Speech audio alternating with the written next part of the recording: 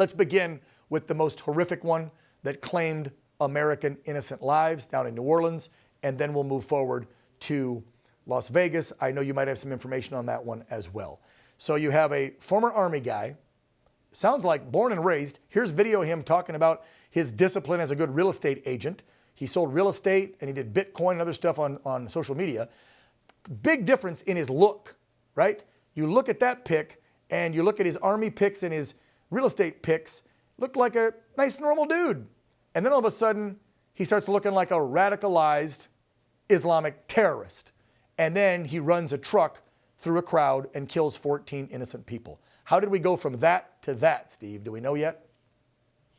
Well, it's going to remain to be seen from the investigation, and unfortunately, my ex-girlfriend over the FBI is taking that over. They're taking the helm and leadership role in that. So I don't believe we'll actually get the full transparency that the American people are entitled to when we learn about his path to radicalization. But this is just a sad reality of the fact that these individuals that go down this path, it's endemic in them, not just in their thoughts, but actually in their physical and outward appearance here. Once that decision has been made, there's really not a whole lot you can do to bring so many of these guys back from the brink here. And we saw the worst consequences of that, where we have at least 10 people dead and multiple dozen injured seriously. And I believe it's a top 10 worst terrorist attack in the history of the country. Yeah. Now, we've learned through some old high school chums and stuff, I mean, he grew up and was an American citizen. They went and served in the Army proudly and then started a business when he moved back home to Texas and seemed pretty much normal, although his family were Muslims. So at some point, he had to get radicalized, because why the hell else would you, A, do something like this, but then also have an ISIS flag flying in your truck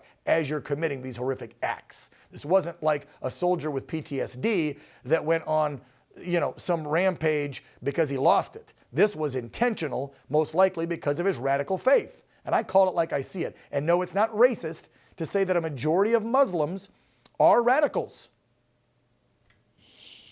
I think that you're spot on there, but my caution and my fear is that there's going to be too many people in our tribe here on the political right who are going to see what happened here and go default back into where they were on September 12th, 2001. And that's when this country, by and large, opted for security over liberty.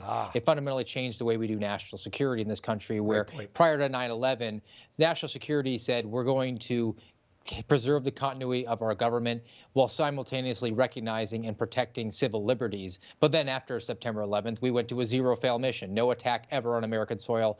It can never happen again. And the outgrowth of that is despotism. You can't have a zero-fail mission without tyranny. And as a result, we gave powers to an organization like the FBI, which then hired a bunch of DEI employees and communists to go after what they thought was the true threat in that case. And I'll cite some science fiction here. Movie Terminator. Skynet, when it became self-aware, deemed that the threat to itself were the people who were capable of turning it off.